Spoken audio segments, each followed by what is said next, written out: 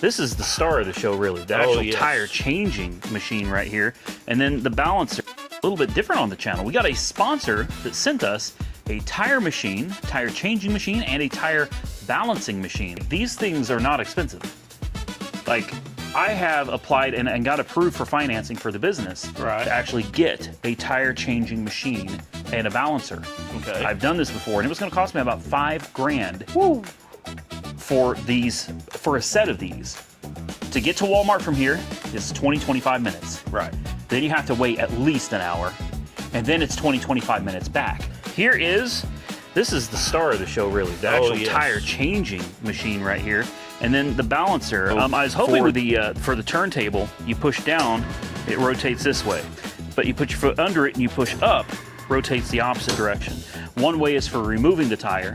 The other way is for installing the tire. Right. Got your soap, and this is your swing arm. All right, this is your swing arm, and it's got an adjustable deal over here, so it can't come back any further. So if you need it to be, you want this to be on the edge of your wheel, about, come here, like that. So you can swing this in all the way, and it will not move. Really lather this whole bead up here, inside and out.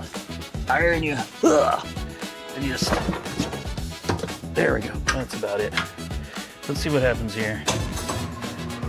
Boom, right there. And she's ready for the balancer. So you've got to set your width. You got to set like your offset. So this would go like here to the inside.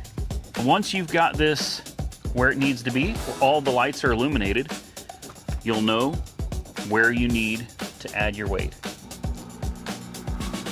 It operates really nice. It really does. This is for somebody like us. Yeah. If you're a DIYer, if someone's got a little shop at home or a garage, or even if I think honestly for a YouTuber, a decent sized YouTube channel, if you wanted to do your own tires and wheels, balancing, all that stuff, I think these are great for this environment. This thing, I'm actually very impressed with the quality of this one.